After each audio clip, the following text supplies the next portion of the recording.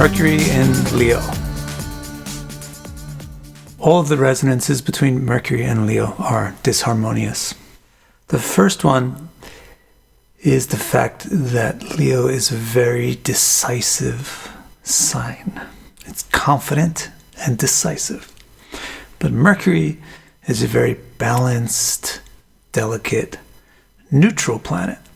So when Mercury is in Leo, what do you expect? You expect somebody that, let's say, is overly decisive. So for example, they will make their decisions very quick. Very quick decisions, very quick commitments. They'll also make them very strongly without very much finesse. So they have very clear-cut decisions and very extreme commitments. Their way of thinking is very rapid, and they will quickly figure things out, hopefully. Figure things out quickly, or at least think that they figured out things really quickly and come to conclusions right away. And this will reflect in the way that they speak. So their speech will be quick and will be decisive and kind of extremist. So they'll have like this boldness to the way that they talk, and kind of like an air of authority in the way that they speak, which isn't really always deserved. It hasn't been, or at least hasn't been earned over a long period of time. The next disharmonious resonance between Mercury and Leo is that Leo is the sign of self-sufficiency. But Mercury is the planet of partnerships, because it's all about relationships and friendships and exchange and interaction. So you get a clash between the planet of partnership being in the sign of self-sufficiency. So what you expect when Mercury is in Leo, what people will perceive at least as unfriendliness. The native with Mercury in Leo seems a bit unfriendly, because actually they don't feel very dependent upon others. They don't feel like they need others. So they're not really being very careful to make sure that they don't disappoint others or disturb others, etc. They feel a bit critical or harsh when you're their friend or their partner. This isn't always really so much in a romantic partnership, but say like if you're a colleague with a Mercury and Leo native, or if you're on a team with a Mercury and Leo native, you'll often get criticism from that native. And so as a result, Mercury and Leo natives usually wind up learning how to be autonomous. Hopefully the Mercury and Leo native functions well autonomously, because that's what they're driven to do, because they don't really invest too much into the security of teams and partnerships and friendships. So they usually wind up solo.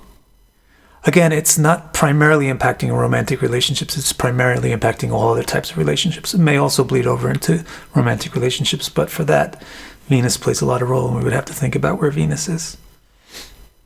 Another effect from this clash of self-sufficiency versus partnership affects the way that the person learns. Because one of the reasons for forming partnership is so that you can benefit, right? So the way that a Mercury and Leo native benefits or grows or learns is usually outside of a partnership. They don't really feel like they need a partnership for that. So you'll find that they do a lot of independent learning rather than like enrolling in a class or becoming an official student of some official group or something. They will figure things out on their own. They learn on their own. They also don't like to have a lot of advisors, because they like to plan things out on their own. Their intellect likes to operate in a more of a self-determined manner. The third disharmonious resonance between Mercury and Leo comes down to the fact that Leo consolidates things, but Mercury spreads things out and balances them. Mercury is a symmetrical planet and a very balanced planet, so it's always spreading things evenly. But Leo is about a king, And so Leo is about consolidating things into one spot, consolidating power into one individual. You have a king. So the clash of Leo being consolidating, but Mercury wanting to spread things out, implies, quite simply, that the Leo Mercury native tends to be excessive. They tend to consolidate too much. So in other words, they tend to put too much weight into one spot, and they don't spread out too much. Put a lot of focus or a lot of love or a lot of attention or a lot of ambition on one thing and totally neglect other things. And because Mercury is the recreation planet as well, this can affect their appetite for pleasures. Conventional, mild things don't stimulate them. They need and want thrills and, oh no, all in, over the top, excessive experiences. Another implication of this is that Mercury Leo natives tend to have poor balance and they're not very flexible. Now, I do mean this in a psychological way, but I really also mean this in a plain old physical way. Because everything is bunched up, it becomes heavy on one side or the other. And so the balance isn't there. So you find Mercury Leo natives don't have good balance. And because they're all clumped up on one thing, they're not flexible, they're not spreading things out evenly. The final disharmonious resonance between Mercury and Leo is the fact that Leo is the sign of masculinity, and especially mature masculinity. Whereas Mercury is the sign of youth, especially prepubescent youth, and represents gender neutrality or gender bending, gender uncertainty, etc. So we have a clash here where we have the planet of non-gendered, youthful things in the sign of mature and highly masculine things. Basically what goes on now is that this kind of puts a twist on the masculinity, or puts a weird thing into the masculinity, which makes it not so conventional. Now, if this isn't a woman, it's not a big deal because masculinity is not the woman's foremost trait. She doesn't rely on masculinity to be able to do what society expects her to do. She relies on femininity for that. But for a male, males rely on masculinity to do what society expects from males, and not just society, but mates. So what happens with Mercury and Leo is that the male natives tend to disappoint women. By which I mean the woman doesn't really get the feeling of being a woman when they're with this man, because the man isn't really giving them the feeling that he's the man. And so it doesn't really ignite the sexual spark so well, or it doesn't really keep the sexual flame going so well. And therefore women tend to lose interest in this type of male.